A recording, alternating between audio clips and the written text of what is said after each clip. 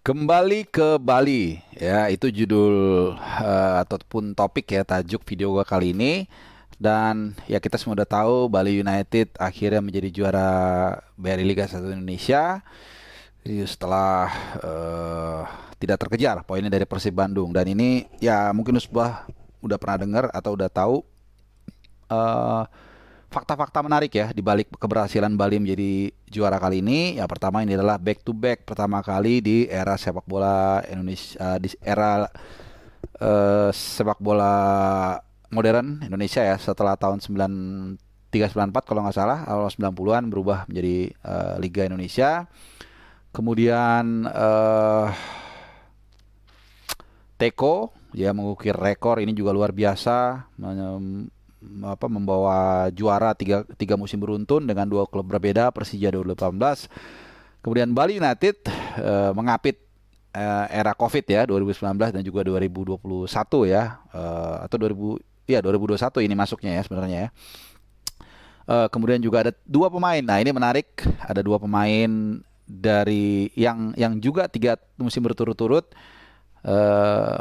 menjadi juara ya, yaitu Gunawan Dwi Cahyo dan juga Michael Orah ya. Ini dua-duanya sama ngikutin Teko dari mulai 2017-18 di Persija, kemudian juga ke Bali dan PAS ya.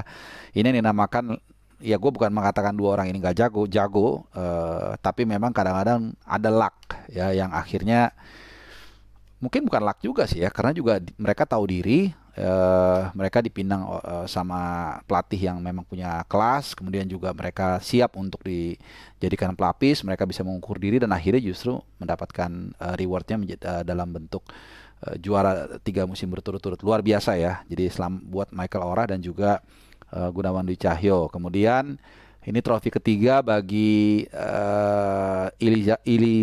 Ilija Spasojevic. Tapi tidak berturut-turut ya, karena dia 2017 di Bayangkara FC dan ironisnya saat itu head to head sama Bali United ya. Kemudian 2018 dia nggak juara karena bukan di Persija dan akhirnya bergabung di Bali dan langsung juara 2019 dan sekarang. Jadi tiga kali, luar biasa. Kemudian apalagi ya? Ya itu kira-kira fakta-fakta menarik dari keberhasilan Bali United menjadi juara. Dan Bali ini jadi ini ya, jadi bergabung dengan klub duo ya, jadi tim Liga Indonesia yang pernah mencicipi gelar juara ya, gelar juara Liga Indonesia dua kali ya, dua kali.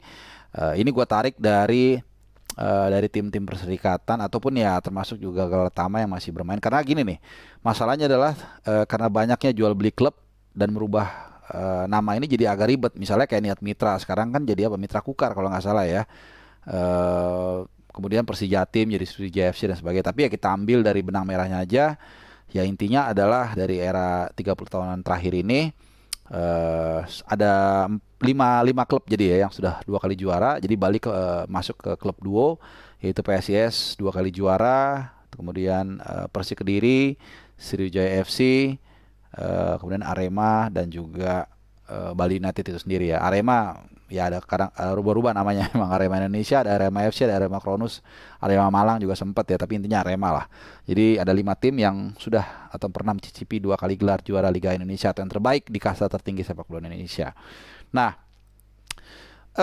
gue nggak mau berdebat masalah inilah, masalah itu, masalah ini pusat, masalah segala macem. Belajarlah kita dewasa untuk menerima kenyataan yang ada di hadapan kita. Gue bukan mengatakan ini adalah sesuatu yang ideal, karena dalam hidup nggak akan pernah selalu ada yang ideal atau adil. Kadang kita ada yang menjadi pelaku ketidakadilan secara nggak langsung.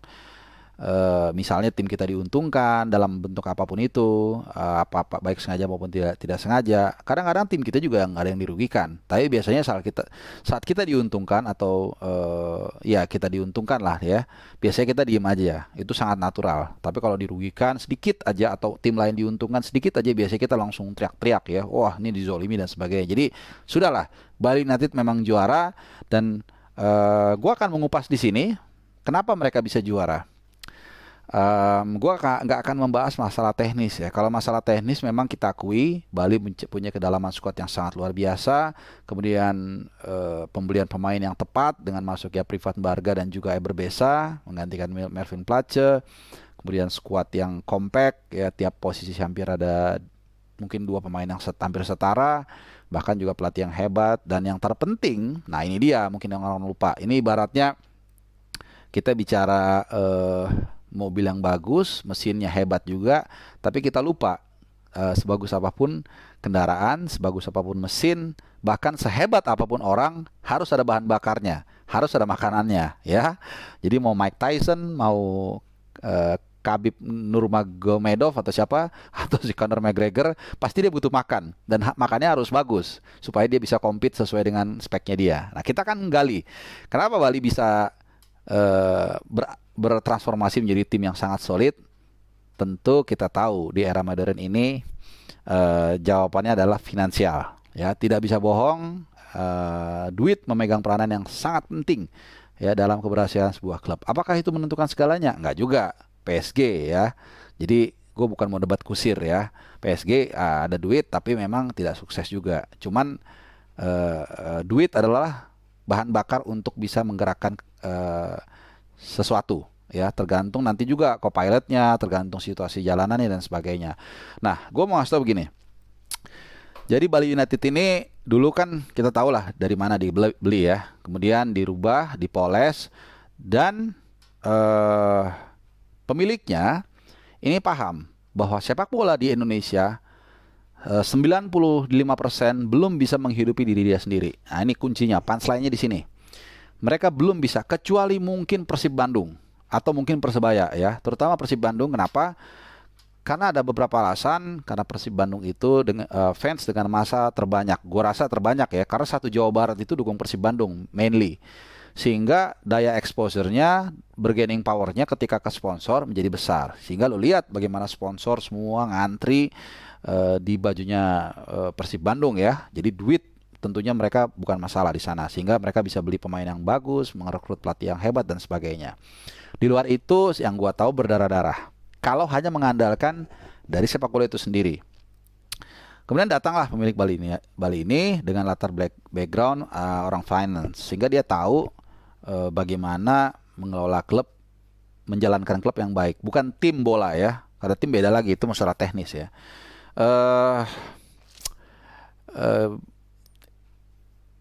Klub Bali United dalam hal ini sebenarnya menjadi sarana atau prasarana untuk bisa jadi dari bola, oleh bola untuk bola. Jadi dia digunakan untuk mendapatkan dana, kemudian digunakan lagi untuk menggerakkan tim itu sendiri. Nah jadi gini, mereka sadar mereka tidak bisa mengandalkan hanya dari fans. Apalagi Bali United fansnya pasti nggak banyak. Satu Bali pun mendukung berapa sih penduduk di Bali ya, with all respect ya. Tentu ini akan tidak sebanding dengan pemasukan ini dengan pengeluaran yang mungkin akan diproyeksikan ya. Berapa gaji Nadeo, berapa gaji Purwanori, berapa gaji Spasos, pasti mahal, miliaran mungkin. Ya belum lagi pengeluaran lain-lain, transportasi dan sebagainya, itu tidak sebanding. Beda tadi sama Persib ya. Sehingga apa? Akhirnya mereka IPO. Oke, mereka IPO. Koreksi kalau gue salah, mereka mendapatkan kalau gue nggak salah sekitar I don't know, maybe 300 billions, 300 miliar atau berapa. Dengan mungkin mereka membeli awal modal mungkin 10 miliar, 15 miliar, klub nggak mahal setahu gua, tapi memang ada pengeluaran expense per tahun mungkin 20-30 miliar. Ya jadi sekitar 30 miliar, 40 miliar awal lah mungkin keluar modal. Kemudian IPO, dapatlah duit sekitar 300 miliar. Tentu 300 miliar kan nggak kepake semua. Oke. Paling kepake semusim 30 miliar let's say. Ya itu pun nggak langsung. Kan bayar gaji pemain kan per bulan. Ya enggak 30 miliar itu hanya capex untuk satu musim, enggak langsung dikeluarkan. Nah, kemana the rest 250 atau 270 miliar? Inilah yang menjadi bahan bakar dari klub Bali United. Jadi mereka putar, kebetulan karena di IPO, lu bisa googling sendiri aja. Lu cari laporan keuangan mereka. Jadi uang itu mereka putar. Ada yang dimasukin di saham lagi, kemudian ada yang dimasukin ke reksadana, obligasi dan sebagainya, instrumen keuangan. Kemudian juga ada yang dalam bisnis real, beli properti, dijual lagi untung dan sebagainya. Nah, dari perputaran itulah mereka menghasilkan duit mungkin 40-50 miliar, gue lupa laporan keuangannya, 40-50 miliar. Nah, kemudian ini satu hal ya. Nah, dia dapat income dari memutarkan uang tadi. Nah, dari sepak bola ini sendiri tentu bukan berarti mereka nggak ada pemasukan sama sekali. Ya, mereka ada tiket menonton kalau memang waktu sebelum COVID ya. Kemudian juga ada sponsor lumayan banyak dengan networkingnya Pak Peter Tanuri. Kemudian juga dari TV rights dan sebagainya dan sebagainya. Itu ada pemasukan, tapi tidak menutup expense dari sepak bola itu sendiri ya. Nah, mereka rugi mungkin 10-15 miliar, it's okay. Tapi itu ditutup dari aktivitas finansial yang mereka lakukan di luar sepak bola. Ya, mereka untung 40-50 miliar, sepak bolanya rugi mungkin let's say 20 miliar. Ya, 50 miliar untung, 20 miliar rugi. Disubsidi silang, tetap untung 30 miliar. Itu. Jadi sekali lagi kita mesti tahu bahwa sepak bola itu saat ini belum bisa mainly menghidupi diri mereka sendiri. Dan inilah cara yang menurut gue cerdas ditempuh oleh Bali United. Nah, cuman memang ada trikinya sedikit ya. Ini kan menarik kita bahas bersama-sama. Nanti gue nggak tahu nih gimana sistemnya. Mungkin gue akan share di sini dalam bentuk video charts. Jadi gini, saham Bali United itu sempat mereka stagnan selama mungkin hampir 2 tahun di angka sekitar 150-an sampai 200 harga per share-nya. Lama gitu ya, apalagi selama COVID. Nah, uniknya, ini gua kebetulan akan gua rinci ya. Tanggal 27 Juli ya, tanggal 27 Juli itu sahamnya naik, mulai bergerak naik dari yang tadi di kisaran 100-an apa mungkin 200-an lah ya. Itu tiba-tiba naik jadi 320 tanggal 23 Juli 2021 tahun lalu. Nah, ini di saat mulai ada informasi Liga 1 akan bergulir, oke? Ketika semakin kencang informasi tersebut, ya kira-kira seminggu kemudian 6 Agustus sahamnya kembali melonjak menjadi 800 ya. Jadi dari sekitar 200-an lah ya menjadi 320 dalam waktu seminggu. Kemudian seminggu lagi menjadi 800. Jadi naik kira-kira berapa? 100, 200, 300% ya, atau 4 kali lipat. Kemudian berapa hari kemudian tanggal 9 Agustus itu menjadi 1110. Ini semakin mendekati setelah jadwal, kalau nggak salah tuh jadwal Liga 1 udah keluar ya. Jadi udah fix main walaupun waktu itu baru berapa pertandingan gitu, tapi udah bakal berputar gitu. Jadi udah makin jelas lah. Itu tanggal 9 Agustus naik jadi 1110. Luar biasa ini. Ini tertinggi sepanjang sejarah mereka pernah sejak mereka melantai tanggal 21 Juni ya 2019. Nah, naik 29 Agustus kemudian bergulirlah Liga Indonesia tanggal 27 Agustus. Jadi kira-kira 3 minggu setelah mereka mencapai hits, 3 minggu kemudian itu bergulir. Liga 1 diawali dengan pertandingan Bali United menghadapi Persik Kediri. Oke, nah lucunya setelah itu saham Bali United itu dengan kode sahamnya, kode sahamnya BOLA. Jadi lu googling aja BOLA.JK. Nanti lu search, jadi BOLA.JK lu search, nanti lu bisa lihat pergerakan sahamnya. Itu sahamnya turun terus dari mulai tanggal 9 Agustus. Dari 1110 tadi udah sempat hits, kemudian turun, bahkan menjelang akhir musim, menjelang pertandingan ke-34, ini sahamnya justru mencapai titik terendah. Ya, yaitu 462 gitu. Jadi pas mau main liga dia naik tinggi. Begitu udah mulai liga, dia turun padahal Bali United juara. Kan logika kita kan, Bali United juara atau menjelang juara sehingga sahamnya naik. Ternyata enggak. Nah, gue nggak mau menyimpulkan ada apa. Yang jelas ini adalah anomali.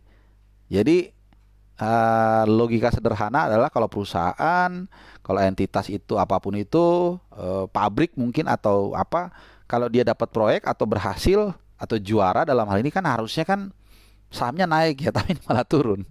Ya jadi mungkin gua nggak mendalami terlalu detail lagi kenapa, mungkin menarik kalau tuh mungkin dulu ada apa namanya komen atau informasi atau mungkin diskusi ini menarik ya, kenapa lucu sekali ya. Jadi anomali di balik juaranya Bali United. Tapi sekali lagi gue juga harus memberikan apresiasi bahwa tim ini adalah tim yang sehat, yang memang dikelola dengan benar, punya fondasi yang sangat kuat ya, dengan keuangan yang mereka kelola juga dengan baik, dengan lini bisnis yang cukup menggurita, dan inilah yang sebenarnya menghidupi sepak bola. Dan juga mungkin ini menjadi otokritik bagi kita sebagai fans Indonesia yang sangat banyak menuntut ya, dikit-dikit ini out, dikit-dikit ini out.